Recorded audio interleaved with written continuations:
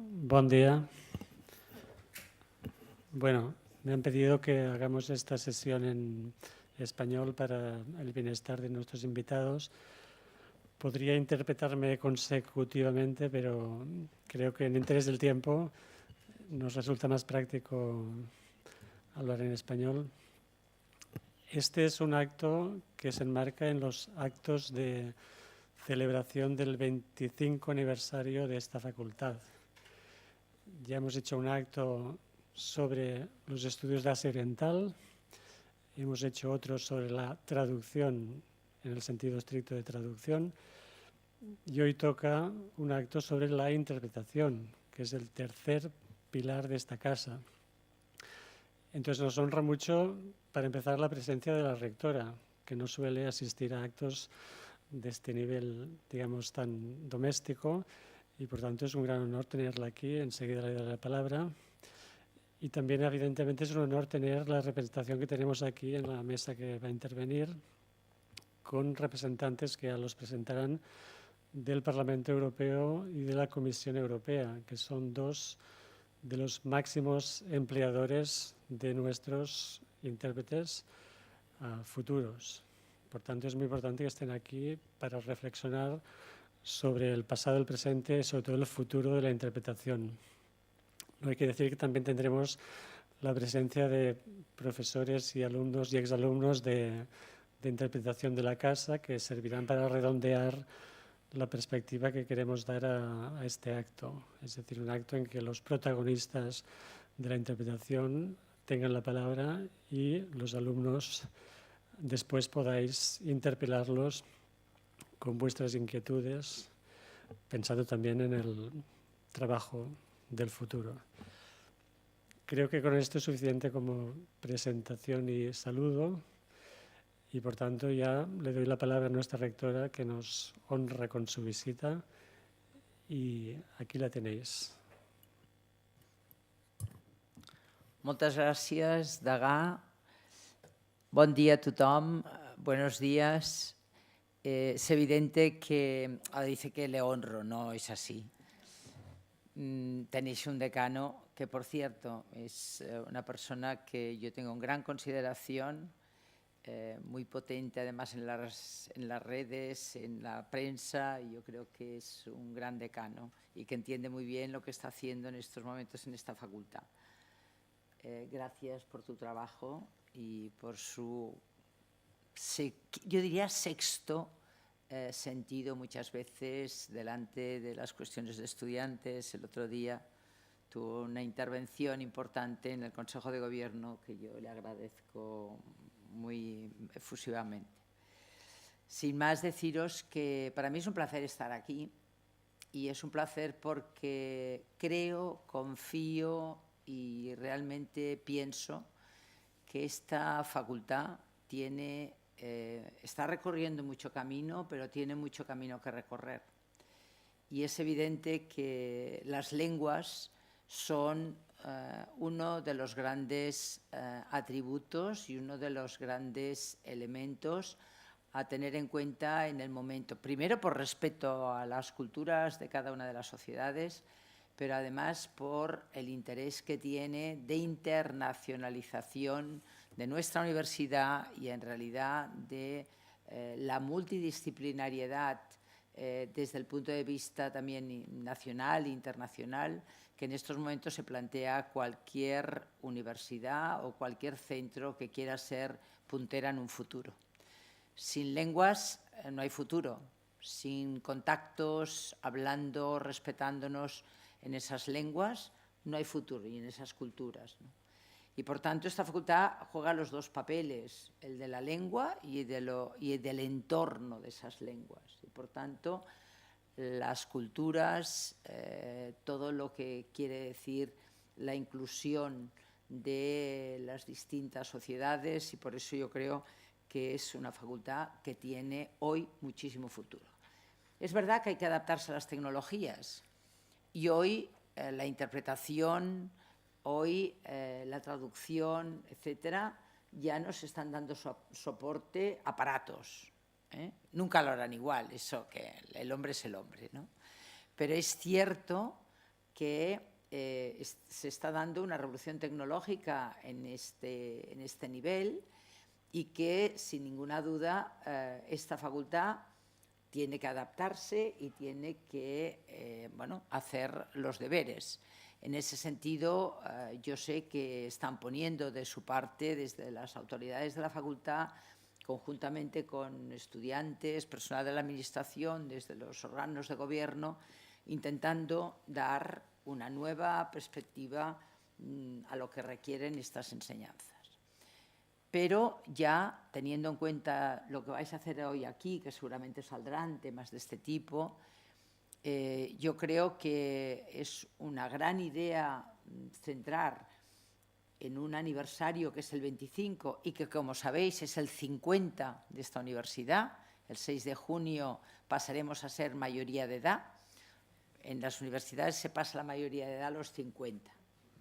No os penséis, vosotros sois muy jóvenes, diréis, pero está loca, ¿qué está diciendo ahora? Yo ya soy mayor de edad, sí. Pero en las universidades no pasamos hasta los 50. Pasamos al club del ranking de los mayores a partir del 6 de junio, ¿no?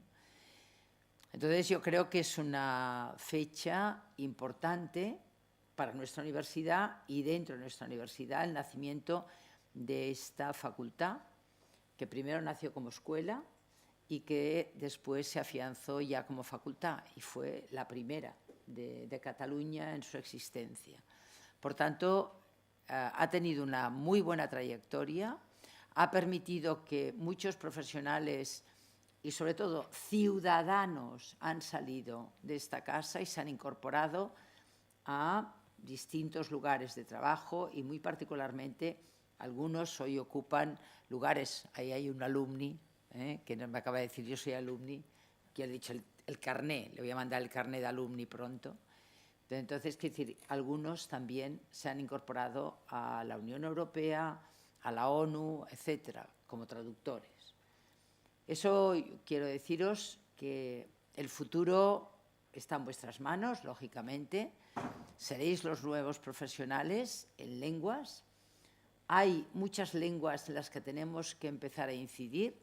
Hace poco tiempo estuvimos con la doctora Aramis en China y ahí ya nos pedían también traducción simultánea español-chino.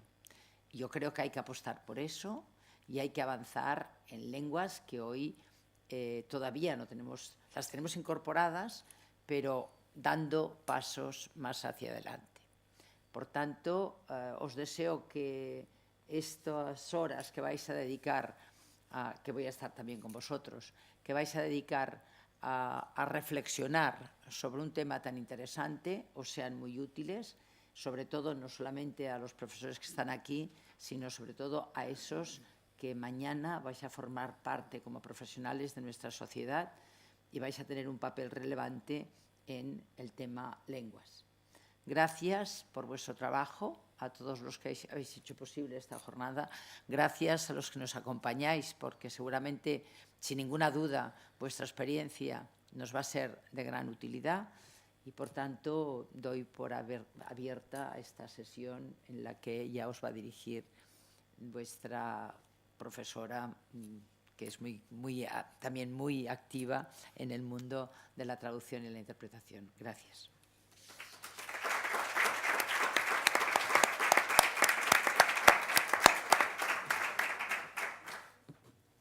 Buen día, buenos días. El acto de hoy me produce una gran satisfacción, no solo porque se enmarca en la celebración de los 25 años de esta facultad, por lo cual esto ya es motivo suficiente de celebración, ¿no? Sino porque tiene lugar a las puertas de la inauguración en septiembre de un nuevo máster en interpretación de conferencias, que hemos estado 2 años trabajando para adaptar este máster a las necesidades de la formación de intérpretes del siglo XXI. Y es un máster que no nace de la nada, espontáneamente, sino que es heredero de 2 másters anteriores. La antigua Escuela Universitaria de Traductores e Intérpretes ya tuvo su primer máster de formación de intérpretes de conferencia en los años 80.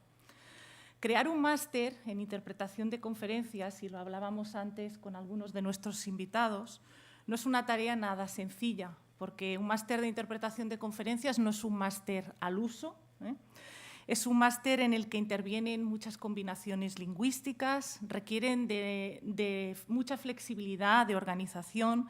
Hay que velar por el rigor y la calidad de la formación, porque al fin y al cabo lo que se requiere es que unos estudiantes con buen dominio de las lenguas, de la materna y de las extranjeras y con capacidades de comunicación, acaben siendo intérpretes que desempeñen un trabajo que es muy exigente y en distintos entornos. Pero ahí estamos y estamos contentos de haberlo conseguido gracias a la dedicación de los profesores del área de interpretación y el apoyo incondicional y la apuesta del decanato de esta facultad. Y el acto de hoy lo queríamos aprovechar para hacer un poco de parada en el camino, porque nos hallamos en un momento importante de cambio para la interpretación, tanto desde el punto de vista de la interpretación como profesión y también en el caso de la formación de la interpretación. Hay que replantear ciertas cosas.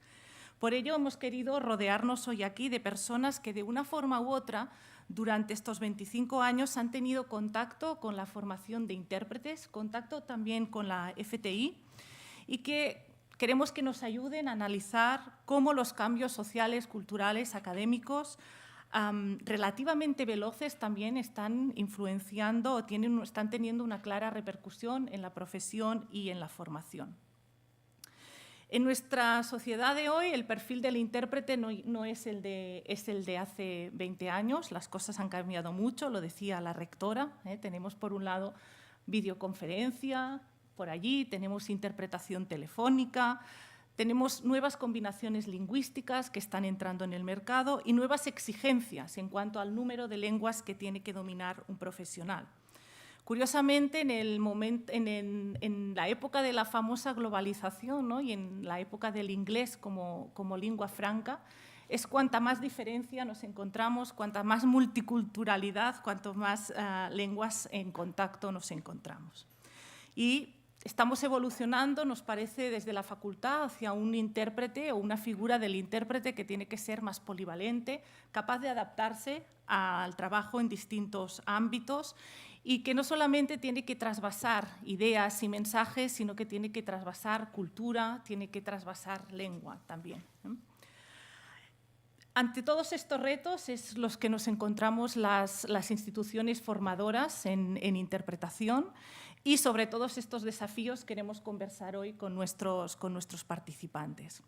Antes de darles la palabra, me gustaría aprovechar este momento para dar las gracias a las instituciones europeas por su aval y por su trabajo y su labor de apoyo a las universidades. Y también me gustaría dar las gracias a la Agrupación de Intérpretes de Barcelona, representada hoy aquí por nuestra compañera Cristina Mills, porque siempre están allí, a nuestro lado. Siempre han hecho una labor de acompañamiento a nuestros graduados y un trabajo que ahora hemos podido traducir en un programa de mentoring que vamos a incorporar al nuevo máster. Así que doy la palabra ya a nuestro primer ponente, que es Juan Carlos Jiménez Marín, funcionario en el Parlamento Europeo desde el año 1988. Fue entre el año 2004 y 2011 jefe de unidad, responsable de la cabina alemana y de la contratación freelance. Desde el año 2011 es director responsable de las unidades relacionadas con la contratación y la programación, así como también de la formación y la cooperación con las universidades. Y es presidente del Grupo de Trabajo de Formación en el Foro Internacional IAMLab, bajo los auspicios de la ONU, y es secretario ejecutivo también de HINS, que es una red mundial de jefes de servicios de interpretación en organizaciones internacionales. Gracias por estar aquí hoy. Bueno, pues buen día a tothom, buenos días a todo el mundo. Ya después de esta presentación, casi la primera parte de lo que se me había pedido que hiciera ya está completado. Simplemente diré que yo soy alumno de esta universidad antes de que se creara la facultad, desafortunadamente para mí, pero yo fui alumno en EUTI y salí de aquí y luego terminé mi carrera en Ginebra antes de llegar a las instituciones europeas. O sea que como ha dicho la rectora, efectivamente, la gente que sale de aquí tiene un futuro y en las instituciones europeas o en organizaciones internacionales como intérpretes, como traductores y más adelante incluso para asumir otro tipo de cargos de responsabilidad. Para mí la verdad es que es un gran honor volver a esta casa después de muchos años y me alegra ver que durante todos estos años efectivamente ha habido generaciones de traductores y de intérpretes, más concretamente, puesto que es el ámbito en el que nos movemos nosotros, que se han incorporado para trabajar con nosotros.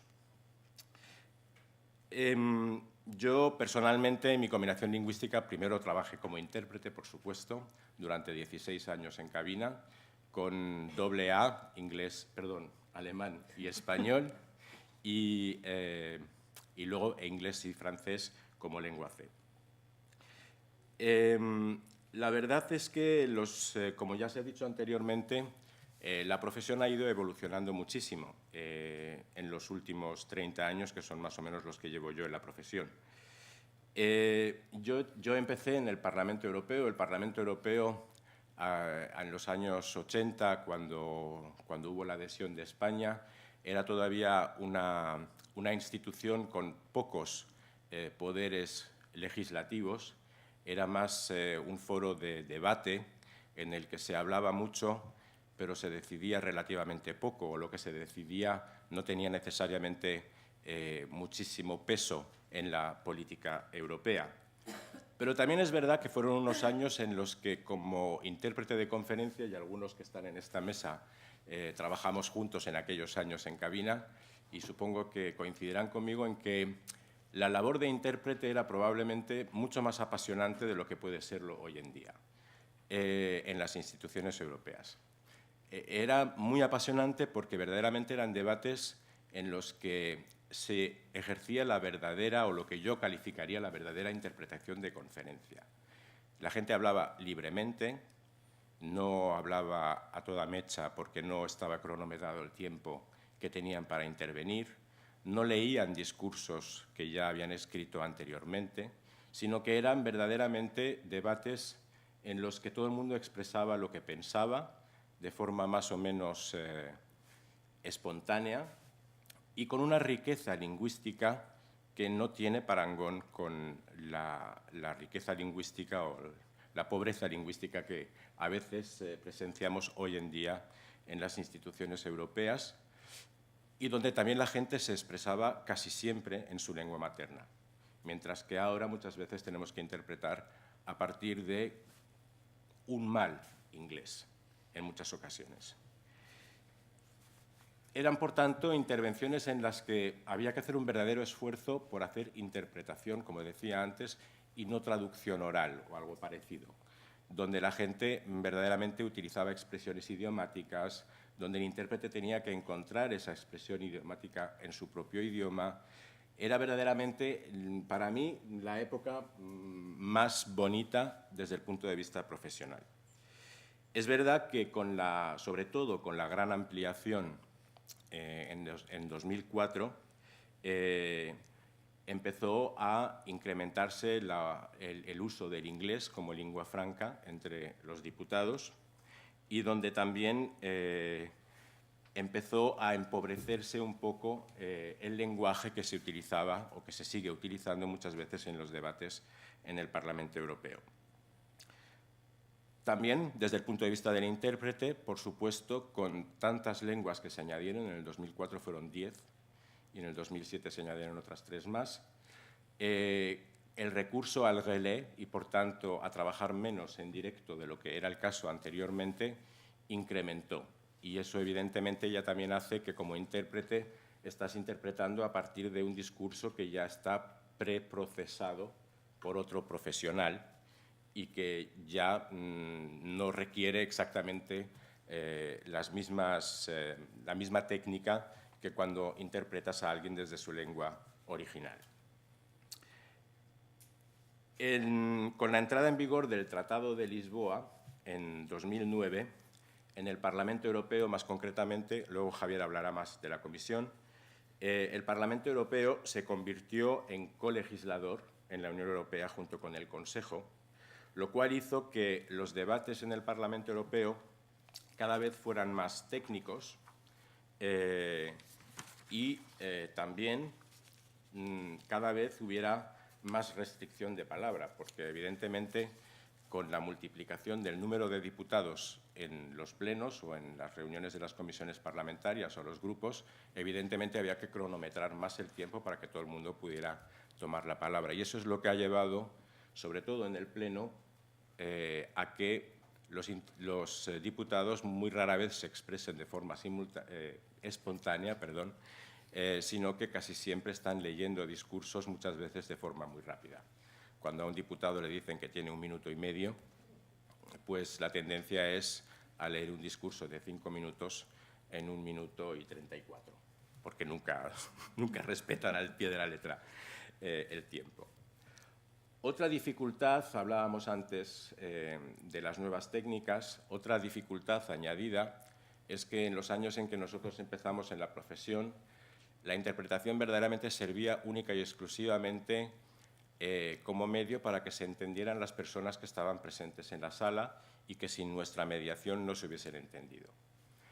La interpretación se ha convertido cada vez más en alguna cosa más. En el Parlamento Europeo, por el tema de la legitimación democrática, a lo que me referiré después, desde hace varios años también se emiten en directo por las redes los debates del Parlamento Europeo, para que los ciudadanos puedan seguir los debates en directo y, por tanto, controlar, en cierto modo, el trabajo de los legisladores a los que ellos han elegido, pero también se archivan todos los debates y se pueden en cualquier momento buscar en Internet debates sobre todos los temas que se hayan tratado en el Parlamento Europeo. Y eso, evidentemente, ¿qué quiere decir? Eso quiere decir que la interpretación, que antes era efímera, ahora queda grabada. Y eso, evidentemente, es un reto adicional para los profesionales. Eso es lo que llamamos el llamado web streaming. Y la legitimación de la que hablaba es eso, es el dar la posibilidad al ciudadano a estar más cerca de las instituciones, seguir más lo que se está debatiendo, pero también, en cierto modo, de ejercer el control democrático sobre los cargos electos que todos nosotros elegimos con cierta periodicidad. Otro reto muy importante en la profesión es el hecho de que cada vez somos más conscientes desde el punto de vista ecológico. Y eso ha hecho que en muchas comisiones parlamentarias, en muchas reuniones, así como antes teníamos todos los documentos impresos, ahora muchas veces trabajamos con muy poco papel, a veces con absolutamente ningún documento impreso.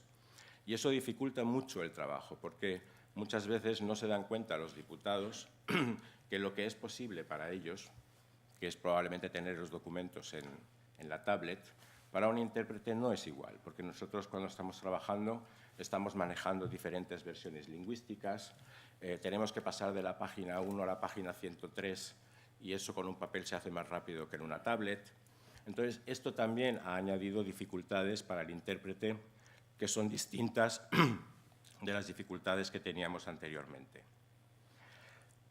Se habla mucho de las nuevas tecnologías en cabina, la utilización de tablets, la utilización de otras herramientas y, sin duda alguna, muchas de estas herramientas también nos han no solamente dificultado, también a veces nos han facilitado el trabajo. Yo creo que, por ejemplo, el hecho de tener todos los documentos en formato electrónico, sin duda alguna, es de gran ayuda para prepararse antes de la reunión, para prepararse para estudiar glosarios, para tener una vista rápida del contenido de algunos informes sobre el mismo tema que se han aprobado a lo mejor anteriormente, pero es verdad que todo esto hace que el intérprete de conferencias en cabina esté cada vez más llamado a hacer lo que se llama el multitasking, es decir, hacer varias cosas a la vez, lo cual evidentemente no siempre redunda en beneficio del nivel de concentración que se necesita para el ejercicio de la profesión.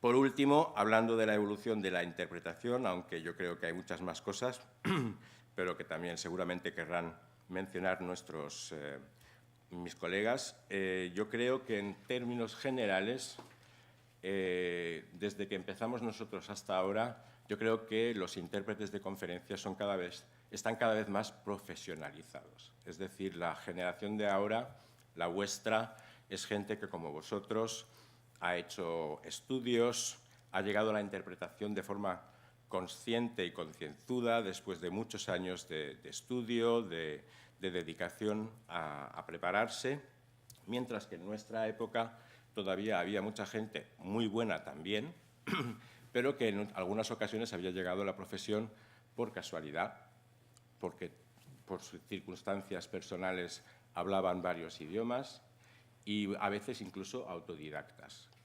Pensemos en los tribunales de Nuremberg y las generaciones inmediatamente posteriores, en muchos casos eran casi autodidactas, lo cual tenía pues también su atractivo, era gente muchas veces muy particular, pero bueno, pues también había situaciones en las que efectivamente chocaba un poco los que éramos más jóvenes y éramos también más profesionales con las generaciones anteriores, que eran los más experimentados, pero que tenían una trayectoria profesional y personal muchas veces muy distinta a la nuestra. En cuanto a las universidades y la cooperación con la universidad, para pasar al otro capítulo, quisiera decir que, bueno, en primer lugar quisiera recordar que por el llamado principio de la subsidiariedad, la formación de intérpretes, como la formación de todas las categorías profesionales, les incumbe a los Estados miembros y no a las instituciones europeas. Es decir, la formación es una competencia de los Estados miembros. Sin embargo, y por tanto, el papel de las universidades como esta, por supuesto, es un papel clave.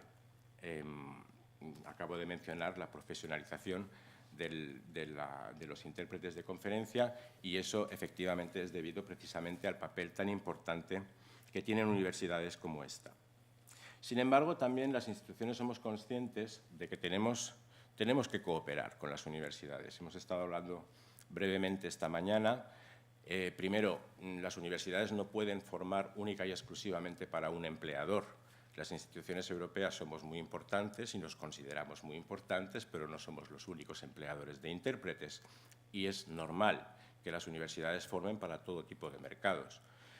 También los perfiles lingüísticos que tenéis vosotros, algunos de los perfiles son más adecuados para instituciones europeas, otros perfiles igualmente válidos van a ser más adecuados para otros empleadores, organizaciones internacionales, mercado privado, da igual, pero quiero decir que no todo el mundo tiene el mismo perfil y, por tanto, no necesariamente se prepara para los mismos empleadores. Entonces, nosotros como empleadores, por supuesto, tenemos que tener un papel para apoyar a las universidades allí donde se requiere que adecúen sus ciclos de estudios o las combinaciones lingüísticas en las que forman a las necesidades nuestras, pero también en algunos casos para también fomentar combinaciones lingüísticas que probablemente sean, llamémoslo así, un poco más exóticas y para las que una universidad no se puede permitir tener a un formador para una lengua que a lo mejor solamente hay un alumno que tiene. Y ahí es donde probablemente la cooperación con las instituciones puede ser también fundamental. Lo importante para nosotros como empleadores, y en eso tenéis una gran suerte, es que el profesorado conozca bien el entorno laboral de las instituciones. Es decir, para formaros a vosotros, para formar a futuras generaciones de intérpretes de conferencia que para nosotros en las instituciones europeas cumplan con los requisitos de calidad, es necesario que el profesorado comprenda cuáles son las necesidades de las instituciones europeas. Y eso, por supuesto, como mejor se consigue, es con profesores que ellos mismos son intérpretes de conferencia en activo y que también trabajen con cierta regularidad para las instituciones europeas. Nosotros es verdad que desde hace muchos años colaboramos con esta universidad y creo que esta colaboración ha dado muy buenos frutos en los últimos años y espero que así siga siendo también en los años futuros. Hemos mencionado en una conversación previa también que es muy importante la colaboración entre las universidades como esta con los empleadores, pero también de las universidades entre ellas, porque también ahí hay un potencial de ayuda mutua, de ofrecer lenguas que unas universidades pueden ofrecer y otras no, y de aprender los unos de los otros y de intercambiar mejores prácticas. Y bueno, ya muy brevemente, para pasar al último capítulo de la presentación, que es sobre el futuro de la profesión, quisiera decir unas cuantas palabras. La rectora ha mencionado la importancia de las nuevas tecnologías. Se habla mucho también de la inteligencia artificial y hasta qué punto la inteligencia artificial podría algún día sustituirnos. Yo estoy de acuerdo con ella, que una máquina nunca llegará a sustituirnos o sustituiros. Yo creo que eso no va a ser así. Sin embargo, sí que pienso que es absolutamente indispensable que no demos la espalda a las nuevas tecnologías. Y creo que hay una frase que yo escuché, o sea, no es mía, que yo escuché en una conferencia que lo resume todo. Y es una frase que dice que el intérprete de conferencia humano no será jamás sustituido por nuevas tecnologías, pero aquellos intérpretes de conferencia humanos que le den la espalda a las nuevas tecnologías sí que serán sustituidos por aquellos intérpretes de conferencia humanos que se sirvan de las nuevas tecnologías. Es decir, no nos van a sustituir las máquinas, pero sí nos van a sustituir aquellos que trabajen con las tecnologías si nosotros nos negamos a hacerlo como intérpretes. Yo creo que las nuevas tecnologías deben servir y están sirviendo ya como soporte, como ayuda, como asistencia al intérprete para que el intérprete en situaciones cada vez más complicadas pueda trabajar mejor. Y desde ese punto de vista creo que también tenemos la responsabilidad de trabajar junto con las empresas y la industria que está creando esas nuevas tecnologías para que verdaderamente se conciban y se produzcan de forma tal que sirvan al propósito de ayudar al intérprete, y somos nosotros los que mejor podemos definir en qué sentido nos podrían ayudar. O sea, tenemos que colaborar, no podemos dar la espalda, pero es evidente que no creo que en todas las situaciones nos puedan sustituir máquinas. No digo que no haya ciertas situaciones en las que una máquina pueda hacer un trabajo que no será como el nuestro, pero que será lo suficientemente bueno para un propósito en particular, lo que se llama fit for purpose. No para el entorno en el que trabajamos en las instituciones europeas, pero sí para según qué situaciones. Por ejemplo, en situaciones de conflicto, donde a lo mejor un intérprete humano o no puede ir o no se tienen todas las combinaciones que se necesitan, y ahí puede darse que las nuevas tecnologías puedan suplir un mercado que nosotros no podemos dar. Habrá que ver también el otro tema, otro reto que tenemos delante de nosotros, aparte de las nuevas tecnologías, es el Brexit. Todo el mundo habrá oído hablar de este tema. Evidentemente, habrá que ver cuál es el papel que tendrá el inglés en las instituciones europeas después de la salida del Reino Unido. Quiero recordar que el inglés no es solamente la lengua oficial de ese Estado miembro, sino que hay otro Estado miembro, que es Irlanda, que también tiene el inglés como lengua oficial, y por tanto no es que nos quedemos sin Estado miembro y por tanto sin inglés. El inglés va a seguir estando ahí, pero sí que es posible que evolucione de alguna forma distinta que con la presencia del Reino Unido. Hay una cosa que está clara, y es que el número de diputados con habla, digamos, de lengua materna inglesa va a disminuir, y de forma bastante importante. Hay que ver hasta qué punto eso incide o no en nuestro trabajo de cada día. También tengo que decir que el multilingüismo y los gastos en interpretación y traducción en los últimos años han estado ahí. No tenemos que cerrar tampoco los ojos ante el hecho de que muchas veces los recortes en interpretación o en traducción es el lugar donde se cree que es más fácil recortar. Para mí eso es una política un poco miope, pero hemos estado un poco en el centro de mira de muchos que querían hacer ahorros en este ámbito, y también tenemos que ver cómo nos replanteamos la profesión con ese nuevo entorno. Y también creo, últimamente, para terminar, mejor dicho, que tendremos que ver y estudiar bien cuál es el futuro papel del español dentro de las instituciones europeas. Hablábamos antes de que hay para ciertas reuniones, para ciertas situaciones, hay una tendencia, por el tema de los recortes, entre otros, a reducir a menos lenguas, a no trabajar siempre con todas las lenguas de la Unión Europea. Pero está claro que entre las lenguas que siempre están presentes está el español. Entonces, habrá que ver hasta qué punto no tenemos también que enfocarnos, como ya lo ha dicho la rectora anteriormente, a que el español se convierta también en una cabina puente para muchas otras cabinas o para muchas otras lenguas, puesto que el español normalmente siempre está presente. Y con esto voy a concluir y, por supuesto, estoy a vuestra disposición para preguntas posteriormente. Gracias.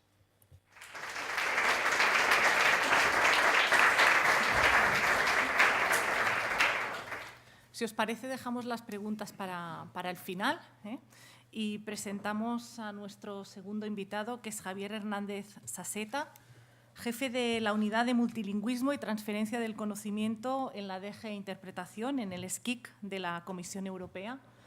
Comenzó a trabajar como intérprete freelance para el Parlamento Europeo en el año 1992 y desde 1995 es funcionario en la DG Interpretación de la Comisión. Durante 15 años fue intérprete en la cabina española de la Comisión. En 2010 fue el coordinador de interpretación para la presidencia española de la Unión Europea 2010, para después ser durante 4 años el asistente del director general. Y desde junio del año 2014 ocupa el puesto de jefe de unidad de multilingüismo y se ocupa fundamentalmente de las relaciones con las universidades que forman a intérpretes de conferencia. Le damos la palabra a Javier, especialmente agradecidas, porque es la primera vez que Javier está en la UAB, está en este campus. Habían venido compañeros suyos de cabina española de la Comisión, pero es la primera vez que está aquí entre nosotros. Gracias. Muchas gracias, Marta. La verdad es que cuando recibí la invitación no me costó prácticamente nada aceptarla, porque venir a Barcelona es siempre un placer, por supuesto. También me dijeron, cuando tenía que preparar esto, que cuál era mi vinculación personal con esta facultad. Y personalmente no tengo ningún tipo de vinculación, aparte de una gran amistad con muchos exalumnos y muchos profesores y profesoras que han estado sufriendo y sudando conmigo en cabina durante muchas horas, hace unos cuantos años ya, pero bueno, cuando se sufre juntos siempre queda algo y eso es muy importante. Como has dicho, yo represento a la otra cara de la moneda de la interpretación en las instituciones europeas. Vengo de lo que oficialmente se llama Dirección General de la Interpretación de la Comisión, pero normalmente mi servicio es conocido dentro y fuera de las instituciones como el SCIC. El SCIC es un acrónimo que quiere decir Servicio Común de Interpretación de Conferencias. Es decir, somos una Dirección General de la Comisión, pero también prestamos nuestros servicios a otras instituciones. El Comité de las Regiones, el Comité Económico y Social y, sobre todo, el Consejo de Ministros y el Consejo Europeo. Eso quiere decir que cuando tienen lugar esas cumbres en Bruselas en las que están todos los jefes de Estado y de Gobierno, nuestros intérpretes son los que están allí prestando su servicio. Eso hace de nosotros el servicio no más importante, pero sí en términos de volumen de trabajo el más grande. Somos el mayor empleador porque tenemos muchas instituciones a las que prestar un servicio. Cada día trabajamos, dependiendo de los días y de los picos de trabajo, con unos 600 u 800 intérpretes entre funcionarios y freelance. O sea que realmente el volumen es bastante espectacular. También Marta me ha dicho, mira, si no te importa, le vamos a dar primero la palabra a Juan Carlos. Y digo, mira, no me importa nada, primero porque Juan Carlos es amigo mío y además de alguna manera fue mi maestro, porque cuando empecé allí en el Parlamento hace muchos años como freelance, él estaba ya en la cabina echándome una mano. Pero además, en términos de protocolo, el Parlamento pasa antes que la Comisión, con lo cual lo normal es que el Parlamento hable primero. Y la ventaja es que él ya ha dicho muchas de las cosas que yo había preparado para decir, pero eso no es ningún problema, porque si algo se repite, yo creo que está bien para que quede ahí el mensaje, ¿no? Eso es lo importante. ¿Cómo ha evolucionado la interpretación a lo largo de los años? Alguien dijo que la interpretación es el segundo oficio más antiguo del mundo. No lo sé. En fin, en el momento en el que hubo ya dos comunidades que dejaron de estar en contacto y que, por lo tanto, sus lenguas evolucionaron de manera diferente y dejaron de entenderse, alguien, cuando tuvieron que volver a juntarse y negociar algo, tuvo que aprender los dos idiomas para poderse comunicar, ¿no? Entonces, realmente, la profesión como tal sí que es muy antigua, tan antigua como la humanidad y como el lenguaje. Desde luego ha evolucionado mucho a lo largo de la historia. Se han visto ejemplos de intérpretes que estaban en las cortes europeas en la Edad Media, después con la salida al resto de los continentes. Pero digamos que la profesión como tal, como la conocemos ahora, se fraguó, se hizo mayor en el siglo XX, a partir del momento en el que hubo más relaciones entre los países y que cada uno hablaba su idioma.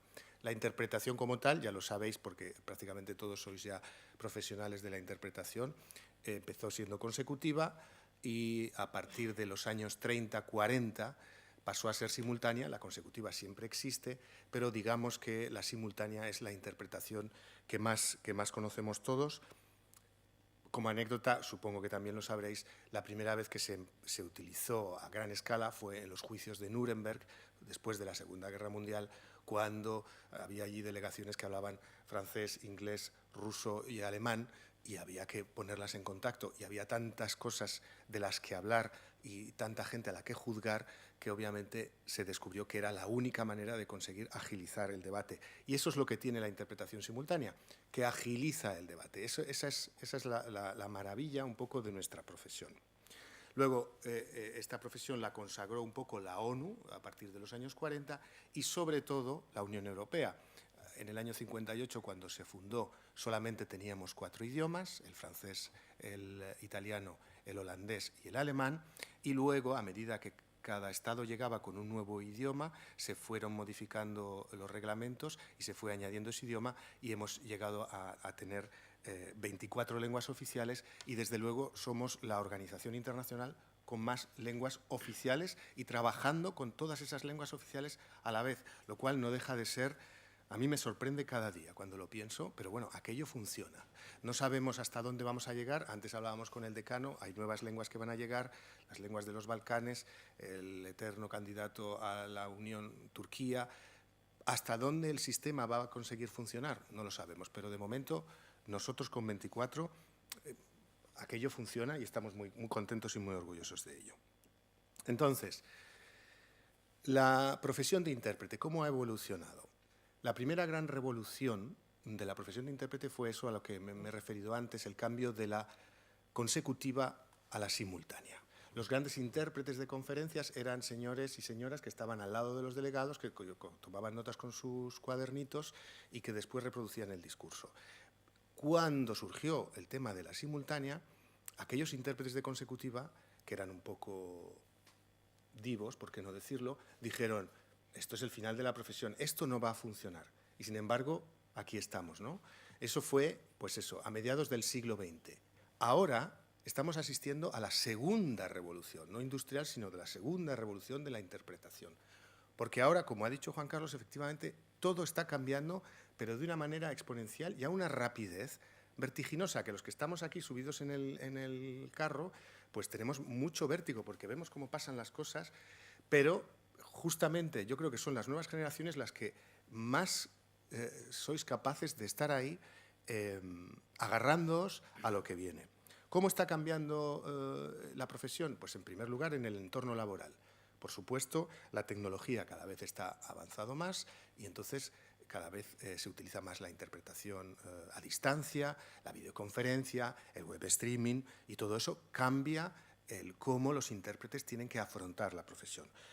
Además, han cambiado las herramientas a disposición de los intérpretes, porque yo cuando empecé hace muchos años, yo todavía iba con mis diccionarios, que pesaban una barbaridad. Íbamos allí todos con nuestros diccionarios y unos glosarios así. Ahora ya nadie funciona así, que por supuesto todo el mundo va con sus tablets y con sus teléfonos incluso, ¿no? Y lo tienes todo ahí y es inmediato. Entonces eso también ha hecho cambiar mucho la profesión para bien. O sea, no pensemos solo que todo está cambiando para mal. Y luego están cambiando las condiciones de trabajo reales de los intérpretes. En cuanto a la materia prima, Juan Carlos lo ha dicho, los debates son leídos, hay una velocidad extraordinaria en todo lo que dicen los delegados, ya no es un debate espontáneo y al mismo tiempo hay muchísimos acentos incomprensibles, porque como la gente habla fundamentalmente en inglés, pues yo al señor lituano, aquel que está hablando en inglés, no le entiendo, entonces me resulta muy complicado. Claro, el problema es que a lo mejor estoy tan acostumbrado a lidiar con lituanos y letones hablando en inglés que luego cuando me habla el escocés tampoco le entiendo. Pero bueno, esos son gajes del oficio y uno aprende a lidiar con eso. Pero como digo, el input, la materia prima, ha cambiado, está cambiando y sigue cambiando y a una velocidad vertiginosa. Y al mismo tiempo, el output, lo que yo digo por aquí, también está cambiando. Ha habido un proceso, lo ha dicho Juan Carlos, de publificación de nuestro trabajo. Y perdonad el barbarismo, no sé si existe en español, pero ese resultado mío ahora ya es público, ya no me pertenece. Entonces yo recuerdo cuando yo empecé siendo un intérprete bastante inexperto y que necesitaba mucha ayuda de mis colegas, yo decía, bueno, yo salgo de aquí y ya nunca nadie más me verá. Ahora todo queda. Y eso es algo de lo que los nuevos intérpretes que llegan tienen que ser conscientes. Nuestro trabajo queda allí plasmado y eso condiciona, obviamente, el trabajo, ¿no? ¿Cuál es el papel que han tenido las universidades y cuál es el papel que tienen que tener las universidades en todo esto? Bueno, pues las universidades, yo creo, y echando un poco la vista atrás, fueron fundamentales para forjar la profesión, para crear la profesión. Fue la Universidad de Ginebra, la primera precisamente porque estaba la ONU allí, la que creó un curso allá por los años, en el año 41, si no me equivoco. Fue el primer curso que se creó y luego hubo otras en las que se crearon unos cursos de formación de intérpretes. Durante los años 50 y 60 se fueron perfeccionando.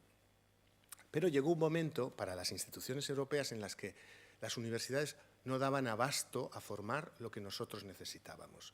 Primero, por una cuestión de volumen, porque ya cada vez se necesitaban más intérpretes, y segundo, por una cuestión de combinaciones lingüísticas. Se iban incorporando a la Unión países nuevos que no tenían una tradición de interpretación, ¿no? En España el español era un idioma de la ONU, sí, pero en España no había formaciones, eran muy raras, muy limitadas. Entonces, lo que hizo las instituciones, fundamentalmente la Comisión, mi servicio, fue crear un módulo de formación de intérpretes que se llamaba el STAGE, que aquello fue una máquina maravillosa de formar intérpretes que en 6 meses se cogía a alguien que sabía idiomas ya, o sea, aquello no era para aprender idiomas, pero que eran profesionales con una licenciatura universitaria, pero que no tenían nada que ver con la interpretación, y en 6 meses, bajo una presión enorme, no os lo voy a negar, pero se conseguía hacer unos intérpretes que los poníamos en cabina y funcionaban. Yo no soy fruto de aquel stage, yo soy fruto de algo que pasó después, y es que, como ha dicho Juan Carlos, aplicando el principio de la subsidiariedad, llegó un momento en el que se dijo, no, esto no puede ser así, porque era demasiado, consumía demasiados recursos, era demasiado caro, y además había que aplicar el principio de la subsidiariedad. Y entonces se decidió, aplicando el principio de la subsidiariedad, con una fuerza contraria a la que había ocurrido antes, descentralizarlo. Y entonces se fue hacia las universidades para formar. Y entonces fue cuando se decidió crear una batería de actividades y de instrumentos que ayudarían a todas aquellas universidades dispuestas a formar intérpretes, pues a hacerlo con los estándares de calidad que nosotros considerábamos los correctos. Y aquí también quiero decir una cosa.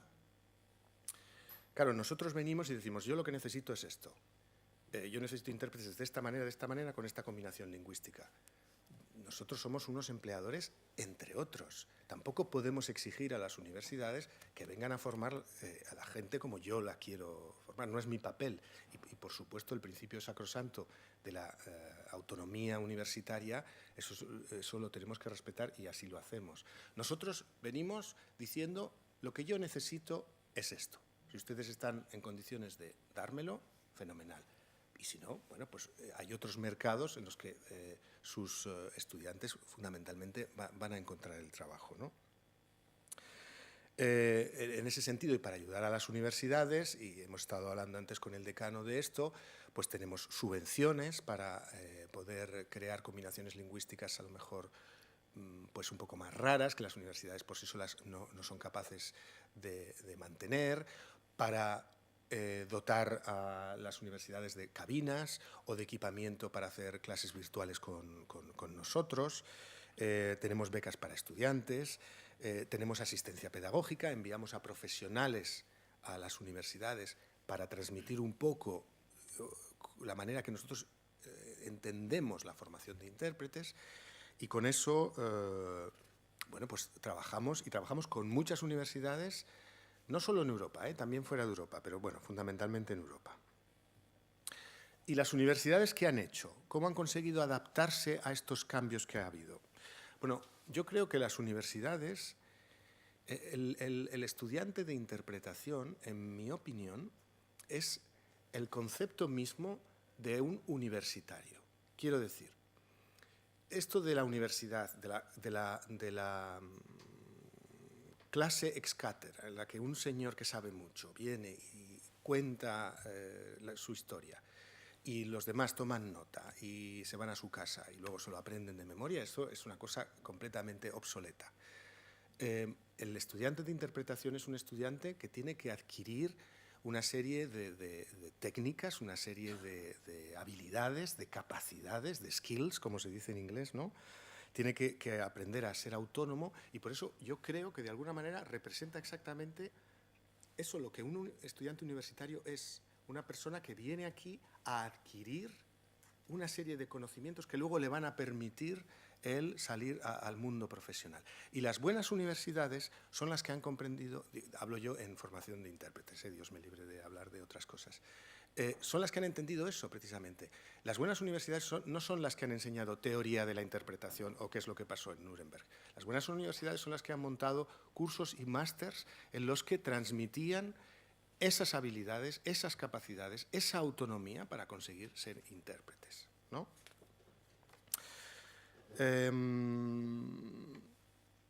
Un curso, un máster, creo que, en fin, vuestras profesoras lo tienen muy claro, ya se sabe. Existe un estándar en Europa que se llama el EMCI, European Masters in Conference Interpreting. Hay algunas universidades que pertenecen a ese máster, hay muchas que no pertenecen pero que utilizan esos estándares. Una serie de universidades en los años 90, 80, no sé, se reunieron con las instituciones, con el Parlamento, con la Comisión, y hicieron una puesta en común de un currículum que podría ayudar a formar intérpretes en un tiempo relativamente corto y con unos niveles necesarios para trabajar en las instituciones. Esos estándares son conocidos, son bien conocidos por universidades con una trayectoria como es la Universidad Autónoma de Barcelona, en el que, ya lo hemos dicho, se necesita que los profesores sean intérpretes practicantes para que sepan exactamente lo que se necesita en las instituciones. Tienen que hacer unos test de aptitud muy exigentes porque yo sé que uno de los problemas mayores que tienen los másters y los cursos es que no son rentables, y en este momento todos tenemos que ser rentables, que se nos piden cuentas por cada uno de los céntimos que invertimos. Pero a veces un curso como un máster de interpretación no es en sí rentable en cuanto a dinero, es rentable en cuanto a prestigio, en cuanto a nivel de excelencia, en cuanto a atraer a esta universidad a gente muy buena, ¿no? Ahí es donde hay que buscar a lo mejor el valor añadido de este tipo de cursos que caros son, no pueden ser cursos baratos y no puede tampoco aprobar todo el mundo. También esto es una cosa que es un poco dura de aceptar, pero es así, o sea, la gente que salga tiene que ser realmente gente muy buena, porque si no, no van a sobrevivir ahí afuera, ¿no?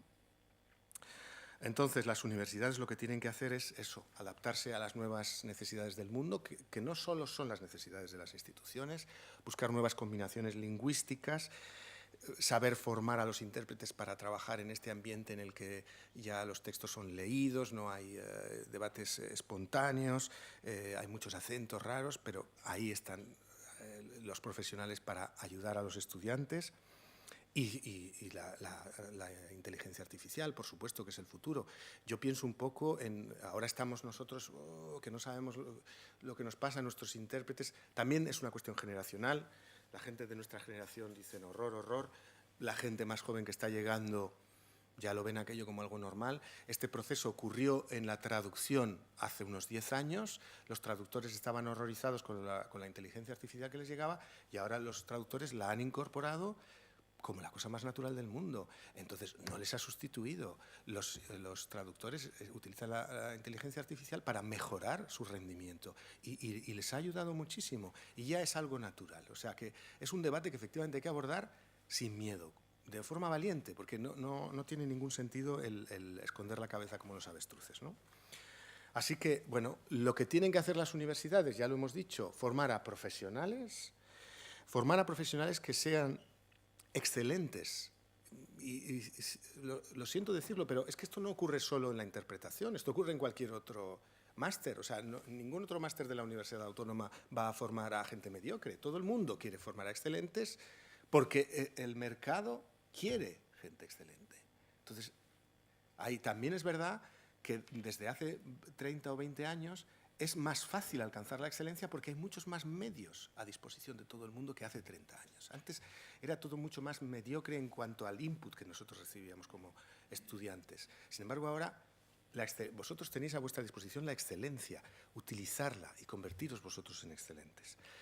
La profesión de intérprete tiene que ser una profesión de servicio. Yo no entiendo una profesión que sea más de servicio que la nuestra. Customer oriented. Lo siento, pero ya todo el mundo utiliza estas cosas, ¿no? Tenemos que estar ahí para responder a lo que necesiten nuestros clientes, porque si no, van a decir, oye, ustedes me cuestan carísimos, si no me dan lo que yo quiero, no. Por supuesto, no vamos a hacer cualquier cosa y en unos niveles que no son profesionales, pero sí que tenemos que ser capaces de adaptarnos a eso que nos están pidiendo. Y ahí las universidades saben mucho, nos llevan años de ventaja a nosotros, organizaciones internacionales. Y luego el intérprete del futuro tiene que ser un intérprete dispuesto a aprender constantemente. O sea, es una profesión en la que nunca se acaba de aprender, ¿no? Sigues todos los días, no solo vocabulario, cada día vas a aprender una palabra nueva en inglés, en francés o en alemán, pero ya a nivel de actitud, de cómo te planteas el trabajo. Y qué bonito, eso a mí siempre me resulta atractivo, ¿no? Es decir, el otro día hablaba con alguien y me decía, yo cuando acabé la universidad dije, nunca más voy a estudiar, y nunca más estudié. Y yo pensé, qué tristeza, ¿no? Claro, porque segundo cuando acabas estás un poco hasta aquí, pero luego ese proceso constante me parece que es como muy motivante. Así que con respecto al futuro, pues nada, yo creo que el futuro pasa por la colaboración constante entre todos los actores, y esos actores somos nosotros, empleadores, instituciones europeas, organizaciones internacionales como la ONU, pero colaboración con las universidades, eso es fundamental, porque las universidades muchas veces nos llevan la delantera, nosotros vamos a la zaga, las universidades están muy en contacto con lo que está ocurriendo. Entonces, para eso también colaboramos, no es solo para decir, os voy a mandar un intérprete para que explique un poco cómo es la consecutiva. Es que yo también me enriquezco con ese proceso. Cuando yo mando a alguien aquí, él va a venir y dice, fíjate lo que están haciendo en Barcelona. Pues es que no es lo que están haciendo en París. Y eso nos enriquece a todos. Entonces, el futuro pasa por, y además, en fin, las nuevas tecnologías, las redes sociales están ahí para eso, a una comunidad. Vamos a crear comunidades. Ahora se lleva mucho lo de crear comunidades. Es lo que queremos, es lo que yo creo, estoy convencido de que crear comunidades es lo que nos va a conseguir sobrevivir para el futuro, ¿no? Entonces yo, en fin, podría estar hablando mucho más rato, pero creo que ya vale. Muchas gracias.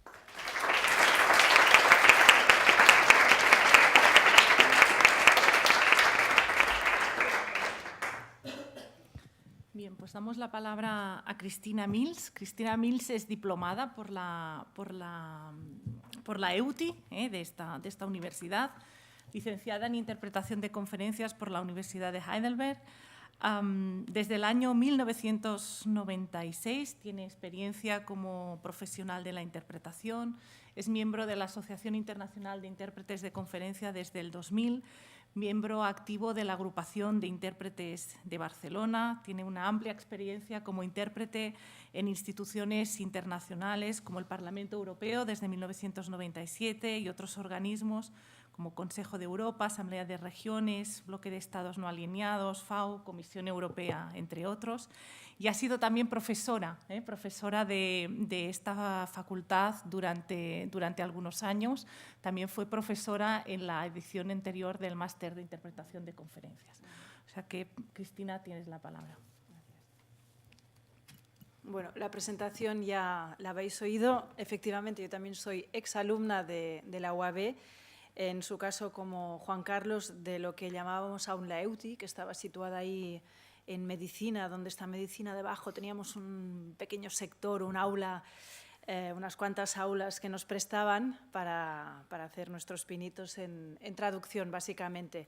Y como yo ya desde bastante jovencita tenía claro que quería dedicarme a algo más, vamos a decirle, más activo, más oral que la traducción escrita, me informé sobre las posibilidades de estudiar interpretación de conferencias y al final, gracias también a mi trasfondo bilingüe alemán-español, opté por irme a la Facultad de Heidelberg, que tenía en aquella época ya bastante nombre, y pasé unos años ahí en Heidelberg estudiando y pasándolo bien, disfrutando también de mi vida de estudiante, cosa que recomiendo a todos porque es una edad que hay que disfrutarla cuando uno la pasa. Efectivamente, luego me presenté a un test en el Parlamento Europeo, tuve la suerte de aprobarlo, empecé a trabajar bastante para ellos. Me adherí a AIC. Marta ha mencionado AIC. AIC es una asociación muy importante para todos los que trabajamos en este sector. Es la Asociación Internacional de Intérpretes de Conferencia. En realidad es la única asociación a escala mundial que defiende los derechos y las condiciones laborales de los intérpretes de conferencia, de este sector tan reducido en realidad, ¿no?, comparado con otras profesiones que es el nuestro. Y también soy miembro de AIB, la Agrupación de Intérpretes de Barcelona, desde el año 2002, de la que voy a hablar un poco al final en relación con el máster que se va a inaugurar en septiembre. Y efectivamente, en 2002 también empecé a dar clases aquí en la facultad y he sido docente del máster durante unos cuantos años. Tuve el placer y el honor también de ser docente de Aitor, que nos va a hablar luego. ¿Qué ha cambiado o cuál ha sido la evolución en la interpretación de conferencias? Yo voy a abordarlo desde una perspectiva un tanto diferente, no tanto desde las instituciones, sino más desde el sector privado. Y cuando estaba pensando en qué ha cambiado estos últimos 10, 15 años, me he dado cuenta que, por ejemplo, se ha pasado mucho más a la simultánea. En los orígenes de la interpretación de conferencias moderna, aún se practicaba bastante la consecutiva. Pero claro, la consecutiva requiere tiempo y el tiempo es oro, ¿no? Como hemos oído, ahora todo tiene que ser rápido, tiene que ser instantáneo, con lo cual cada vez se ha pasado más a utilizar la interpretación simultánea. También es verdad que la tecnología ha mejorado, que es más fácil ahora instalar cabinas, ofrecer sistemas de audición más modernos, con lo cual ha habido un poco este cambio más hacia la simultánea.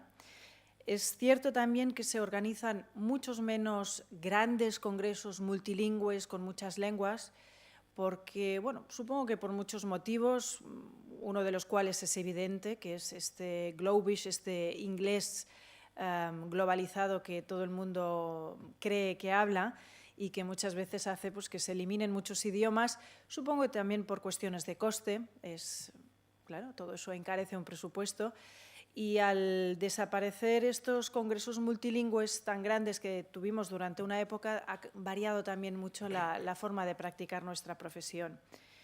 Desde un punto de vista ahora muy concreto de mercado privado, las solicitudes de intérpretes para cubrir un evento, una reunión, ahora ya no entran con meses de antelación, ahora todo es más inmediato, es más rápido. El cliente te llama porque la semana que viene necesita cubrir una reunión con 1, 2, 3 idiomas, o bien incluso mañana, porque le llega una visita de China y se olvidó del intérprete y creíamos que podíamos solucionarlo, pero resulta que el chino no habla inglés, con lo cual necesito sin falta a un intérprete.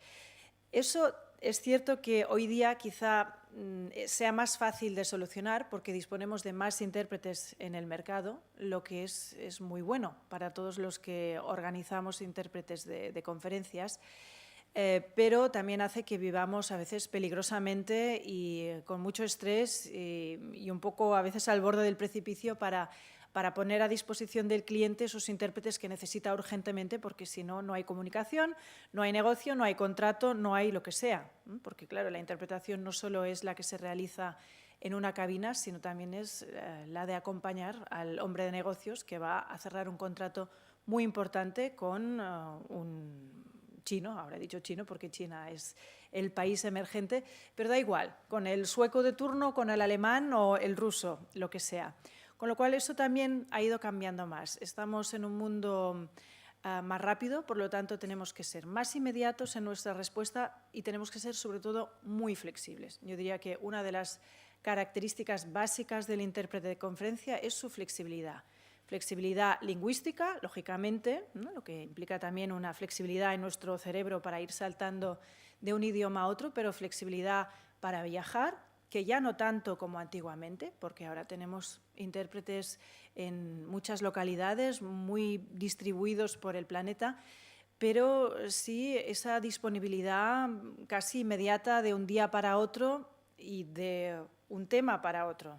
Somos versátiles, tenemos que ser versátiles hoy en día si queremos sobrevivir en este medio. Puede ser que hoy trabajemos en un tema relacionado con derecho penal y al día siguiente pues tengamos que preparar un congreso de medicina y la semana siguiente un evento gastronómico. Todo eso tenemos que tener la mente muy abierta para poder abarcar todo eso y tenemos que tener unas herramientas sólidas que nos permitan preparar eso a conciencia bien y que nos permitan esa flexibilidad también en nuestro trabajo diario.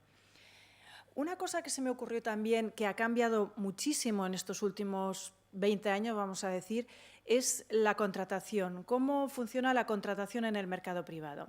Antiguamente era el mismo cliente, la misma empresa, el congreso, la organización de un congreso, quien se ponía en contacto con un intérprete, lo que en nuestra jerga llamamos el intérprete asesor, es decir, un intérprete que tiene mucha capacidad de organización, que conoce a muchos otros intérpretes a los que puede contratar, que se encarga de que todo funcione en este sentido. Actualmente se ha puesto de moda trabajar con agencias. La agencia o el OPC, el organizador profesional de conferencias, que abundan muchísimo en las grandes ciudades, hay en cada esquina tenemos a un OPC. Estos OPCs, estas agencias, se dedican a proporcionarle el paquete completo al cliente. El cliente necesita las azafatas, necesita el catering, necesita las flores, quizá necesita también los autobuses para el transporte al aeropuerto y necesita a los intérpretes, uno más del paquete. Claro, eso complica las cosas en nuestro trabajo. Yo no quiero quitar ni restar importancia a nadie que se dedique al mundo de la floristería ni al de la restauración. Son ámbitos que también requieren a profesionales, lógicamente, para dar un buen servicio. Pero es cierto que nuestros requisitos son un poco diferentes de los que pueda tener un florista o un restaurador. Y eso nos exige cada día más una labor pedagógica de formación, de educación del cliente muy importante.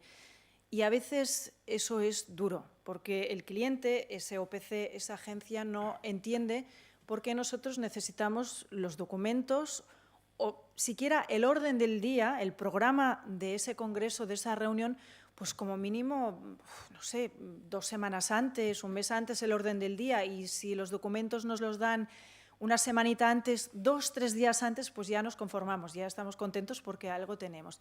Eso no se entiende de entrada, supongo que es lógico que no se entienda, pero eso es algo en lo que hay que insistir mucho. Hay que insistir, por ejemplo, en nuestro código profesional, en el código deontológico, que nos obliga a la confidencialidad. Hay que hacer entender al cliente, o en este caso a las agencias, que nosotros no vamos a revelar la información que nos pongan a disposición, que por lo tanto pueden dárnoslo con toda tranquilidad. Hay que también hablarle al cliente de los derechos de autor, y en eso he caído cuando hablabais ambos del web streaming y de esa difusión pública de nuestro trabajo. Eso está muy bien y estamos encantados de que así sea, de que todo el mundo tenga acceso, pero eso es también un punto de negociación con el cliente. Nosotros tenemos derecho a unos derechos de autor, a los que podemos renunciar voluntariamente si así lo consideramos necesario, pero que están ahí y que hay que negociar.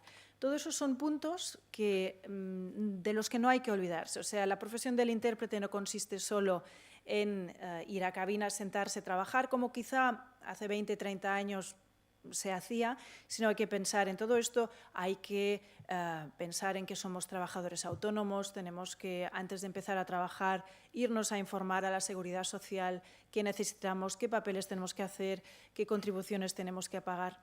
Hay toda una serie de cosas en este mundo que se ha globalizado y se ha modernizado que nos obligan también a nosotros a estar muy al día de todo lo que está pasando. Y, naturalmente, siempre hacernos valer. Nuestro trabajo tiene un valor y, por lo tanto, tiene un precio. Nuestro trabajo no consiste en aparecer el día de la conferencia a las 8 o 9 de la mañana en la cabina. Nuestro trabajo empieza mucho antes y también muchas veces termina después, porque todo lo que hemos aprendido en ese congreso es bueno irlo introduciendo en nuestros glosarios y tenerlo ahí a nuestro alcance para cuando lo necesitemos de nuevo. Paso ahora a las universidades. ¿Qué papel han jugado y juegan en la enseñanza? Bueno, las universidades son imprescindibles, son básicas. Es cierto que durante una época hubo intérpretes autodidactas, pero al ritmo que avanza el mundo hoy día eso yo personalmente creo que es prácticamente imposible. Y para mí, cuando trabajo con otros intérpretes, para mí es básico que tengan una buena formación. Que luego tengan más o menos experiencia, eso es algo que se va adquiriendo con el tiempo y todos hemos pasado por eso. Pero una base sólida en una buena universidad. Hay universidades que ofrecen estudios de grado con solo traducción y una pequeña noción de lo que es la interpretación.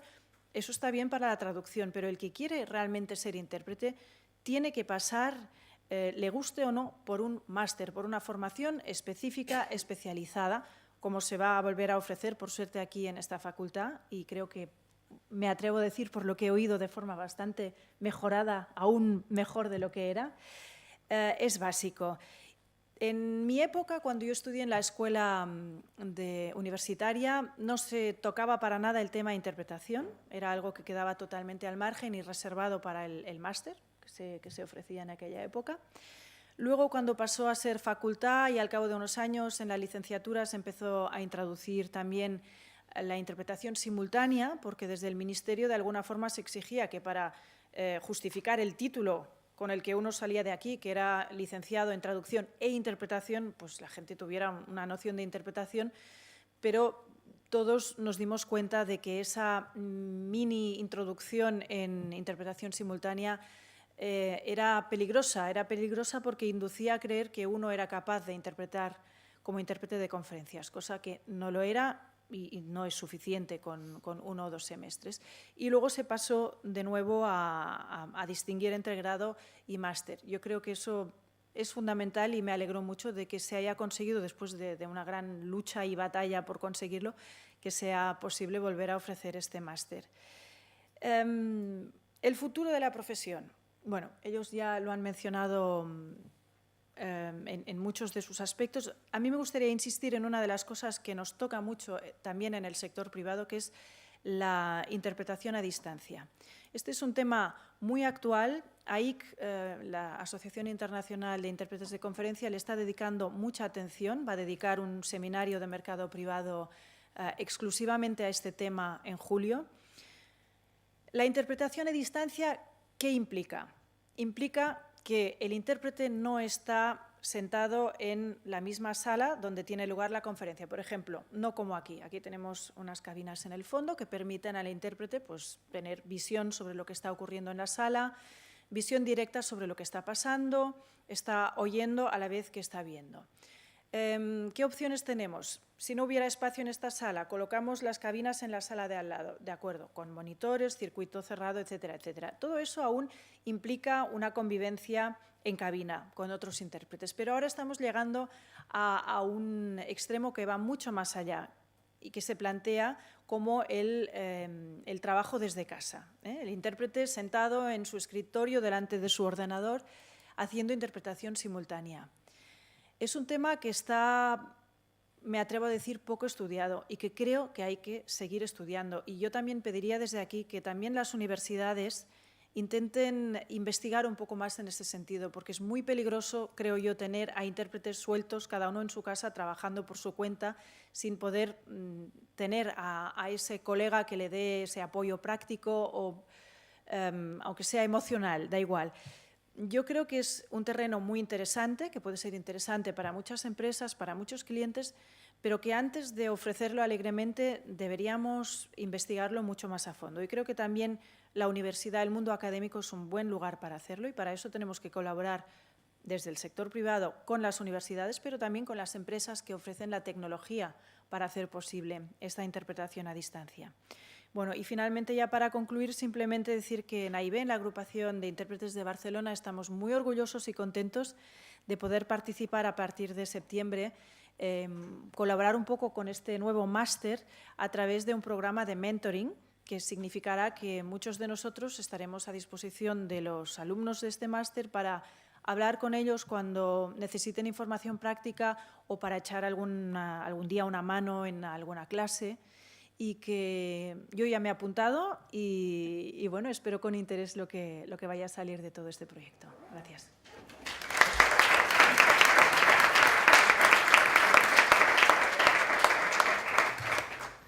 Bueno, y por último, pero muy importante, no queríamos dejar fuera de esta mesa redonda a los estudiantes. Y pensamos que Aitor Martínez era la persona ideal para estar aquí, porque no solo se graduó en traducción e interpretación en esta universidad, sino que también fue alumno de la última edición del anterior máster de interpretación de conferencias y terminó su máster en junio del año 2016.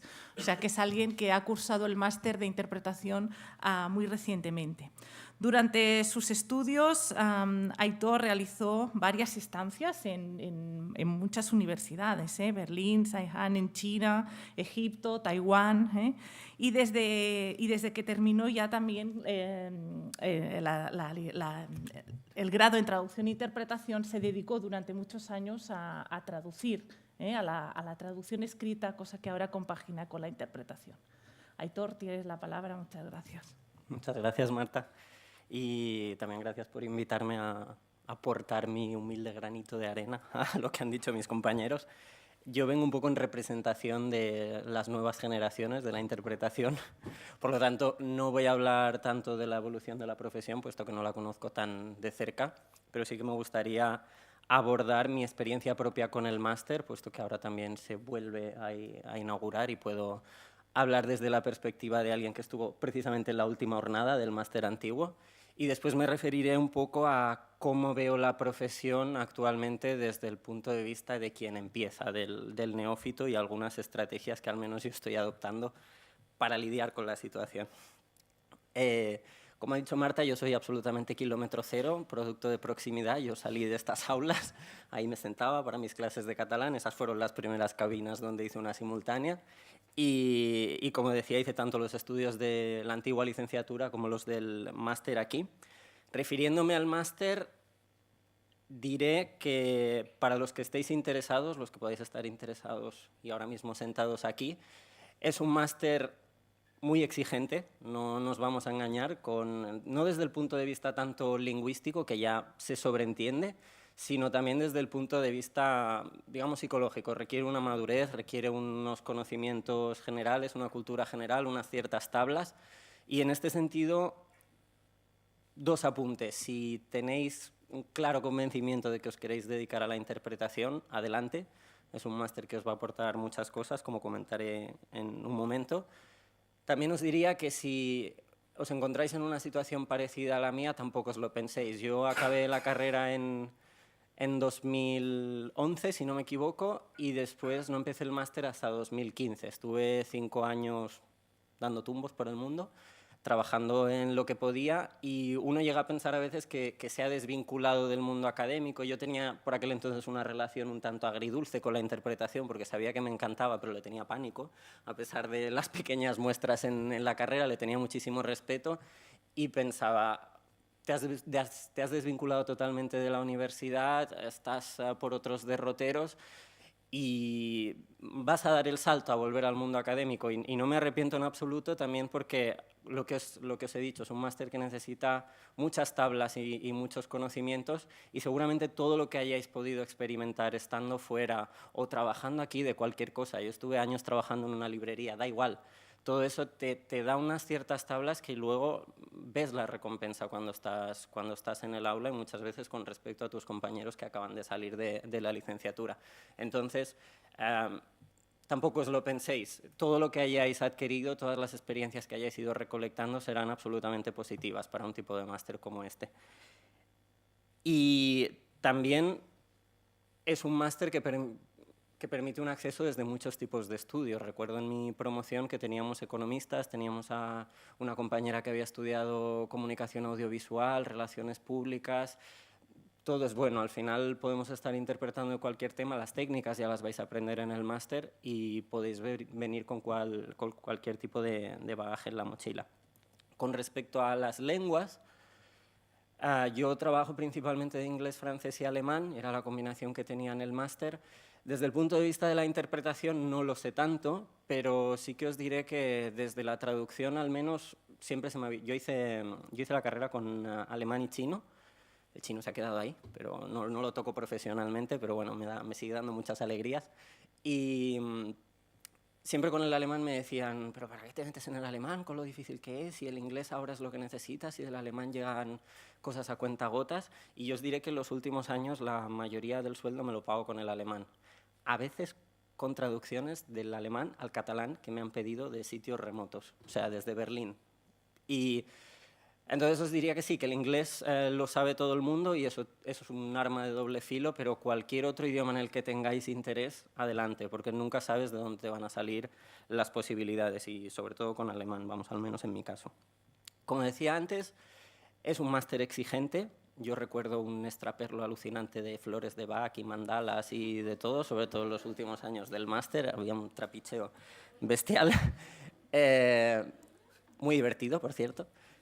Y es un máster en el que, como decíamos antes, aprendes muchísimas técnicas que no solo te sirven para la interpretación. Al final lo que estamos aprendiendo es a tener esa capacidad de análisis, esa concentración. A mí también me generó mucha más curiosidad intelectual de la que ya tenía y de la que ya se supone que tenemos que tener al entrar en el máster.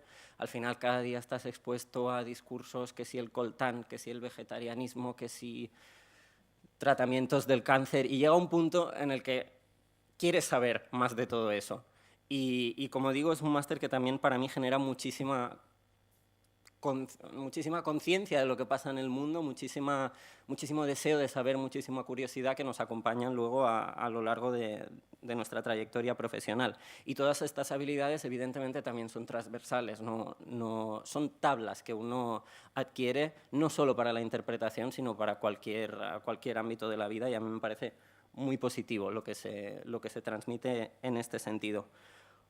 Además de todas las técnicas de interpretación, una de las cosas que a mí me parecieron fundamentales dentro del máster adquirir es el respeto a la profesión. Ya no solo en el sentido de que pueda ser una profesión difícil, sino de realmente valorar qué es lo que entraña, aspecto al que me referiré más tarde cuando hable del mercado. En este sentido, sí que es verdad que antiguamente seguramente se daban más casos de personas autodidactas que se lanzaban, que aprendían. Hoy en día, teniendo la posibilidad de formarse, teniendo un espacio seguro en el que vas a tener a una persona con experiencia que te asesore, que te enmiende los errores, que te diga por dónde tirar y por qué no, me parece demasiado valiente pensar que uno sale de aquí con el título de licenciatura o de grado sin haber hecho un máster de interpretación y se va a poder lanzar a la piscina. No digo que no sea posible, no digo que no haya gente que lo haya hecho, pero teniendo la oportunidad, a mí me parece poco sensato desperdiciarla ahora mismo.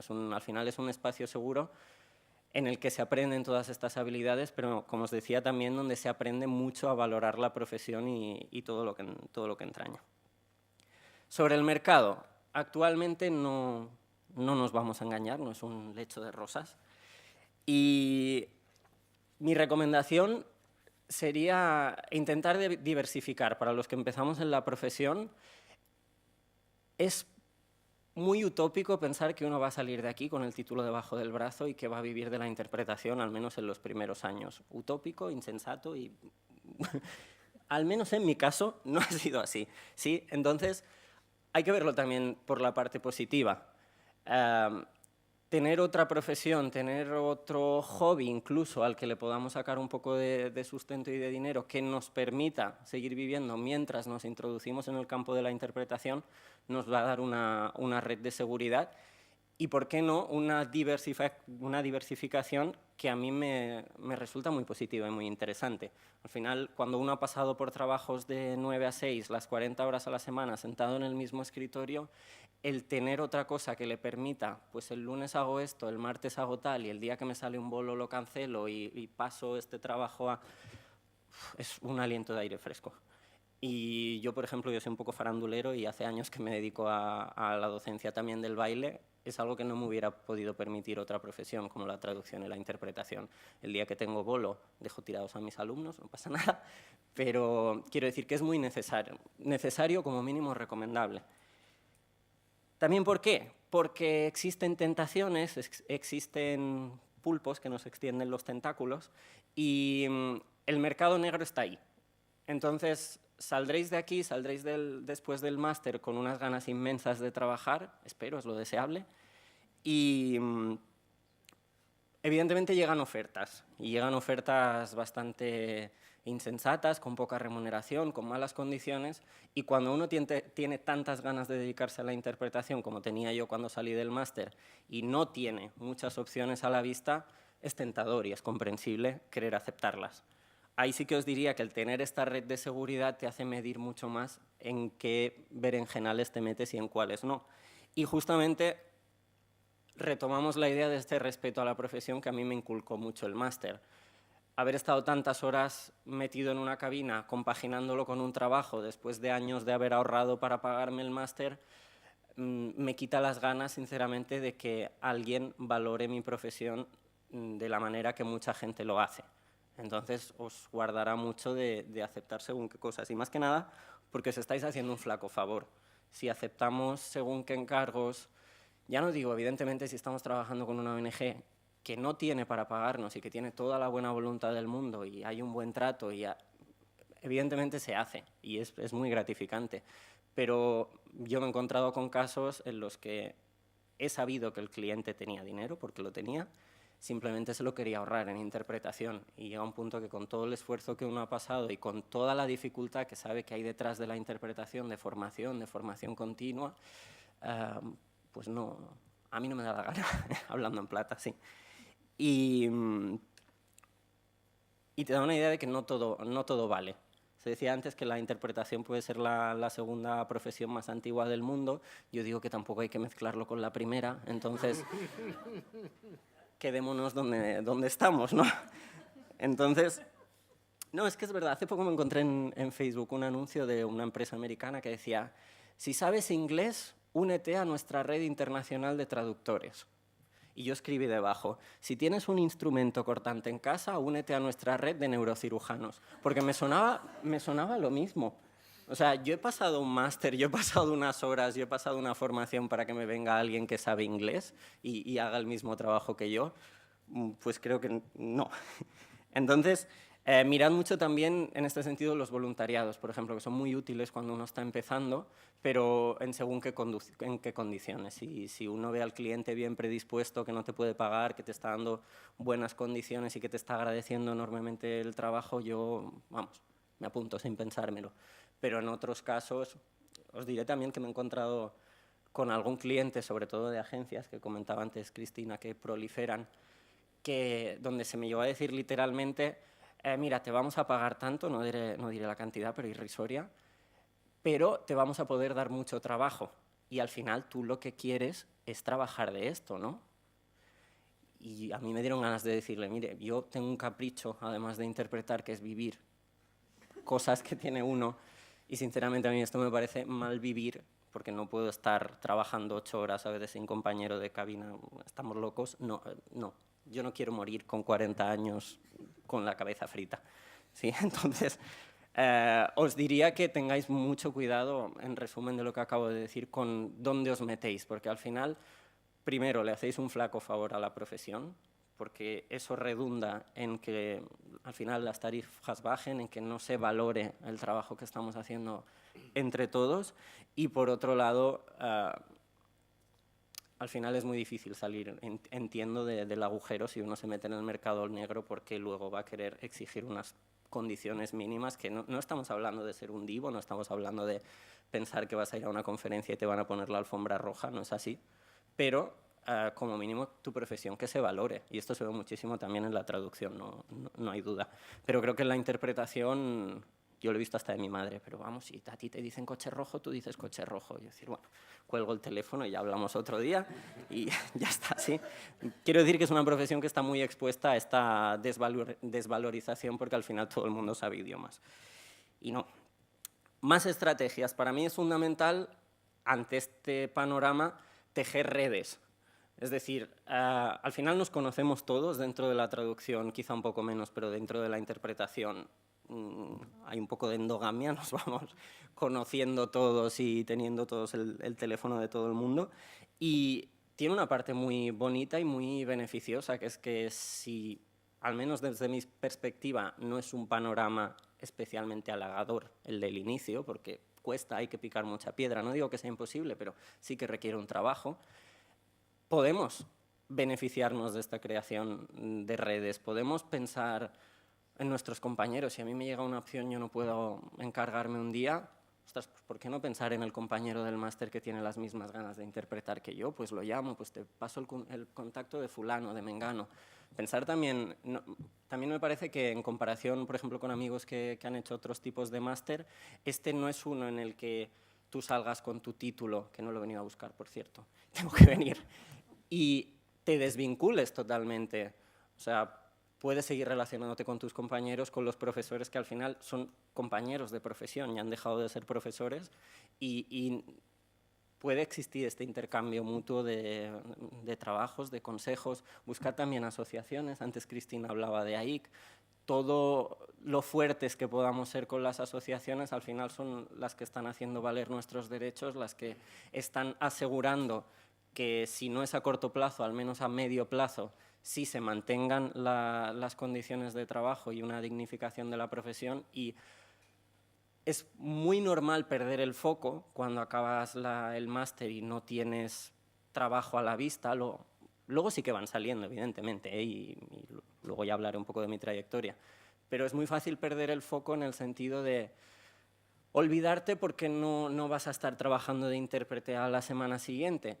Pero ¿por qué no aportar cada uno su granito de arena? Estando en una asociación, yendo a reuniones, a cenas de intérpretes, conociendo a gente, que no estemos trabajando los 5 días de la semana en la profesión, no significa que no podamos estar activos dentro de ella y contribuir, porque va a redundar en nuestro beneficio a medio plazo y también en el de los demás, también el de los que llevan trabajando años.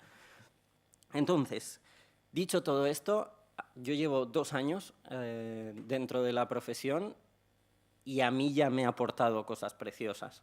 O sea, no me he sacado la mayoría del sueldo de la interpretación, pero sí que he tenido mis trabajos.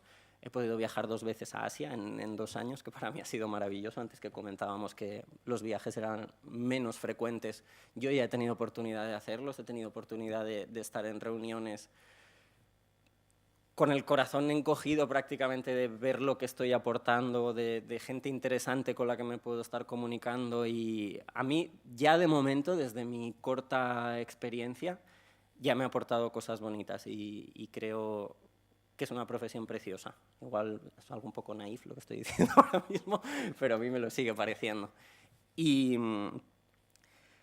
pues nada, que al final, si estáis interesados, como yo lo estaba en su momento, si os queréis lanzar a este mundo, evidentemente no lo voy a edulcorar desde mi experiencia, es ir picando piedra, como decía antes, pero si lo vemos desde el punto de vista positivo, de que nos va a permitir dedicarnos a otras cosas, que también va a tener su recompensa a medio plazo, yo creo que es una profesión extremadamente interesante, que te aporta muchísimas cosas y no puedo más que animar a todo el que se quiera dedicar, porque yo con lo que he tenido hasta ahora ya estoy contento y espero seguir teniendo mucho más todavía. Así que este ha sido mi planteamiento de la actualidad. Muchas gracias.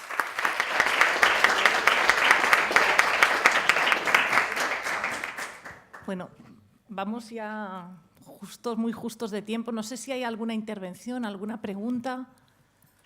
¿Sí? ¿Quieres micro? No, me da igual. Digo que hemos comentado que la intervención simultánea es la que estamos presentes hoy en día en el mercado, ¿no? Y yo me pregunto que hasta qué punto es necesario para un intérprete dominar la intervención consecutiva para su profesión, o si solo es un puente para, o sea, el primer paso para luego pasar a la simultánea. Para quien sea. Bueno, en primer lugar yo diría las dos cosas. Yo creo que la consecutiva como primer paso hacia la simultánea para mí es absolutamente indispensable, porque la consecutiva es el primer paso que todavía no es simultáneo, que es muy difícil, para aprender precisamente a sintetizar, a analizar el mensaje, a extraer lo verdaderamente importante, sin que todavía tenga que hacerse el proceso de forma tan simultánea. Con lo cual yo creo que es, desde luego, para mí, indispensable dominar bien la consecutiva antes de poder dar el paso hacia la simultánea. Pero si luego todos hemos dicho, y lo corroboro, que la consecutiva ha perdido, digamos, presencia, no quiere decir que no exista. Y la consecutiva se utiliza mucho. Es verdad que la consecutiva quita mucho tiempo en una conferencia multilingüe, es decir, con 24 lenguas no vas a tener 24 consecutivas una detrás de la otra. Pero hay muchas otras situaciones casi siempre más bien bilingües, donde la consecutiva sí que se utiliza y se utiliza mucho.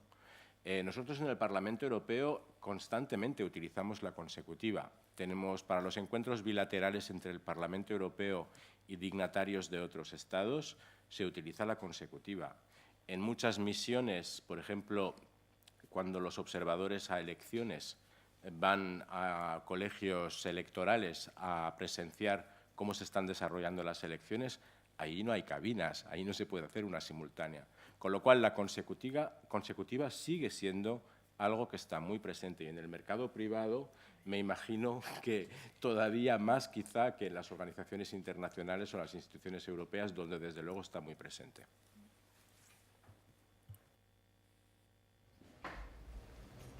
¿Alguna intervención más?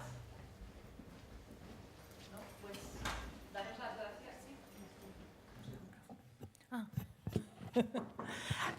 Pues muchas gracias a todos los participantes. Yo creo que nos queda material sobre la mesa para seguir trabajando 25 años más, hasta celebrar el 50º de la facultad. Muchas gracias a todos.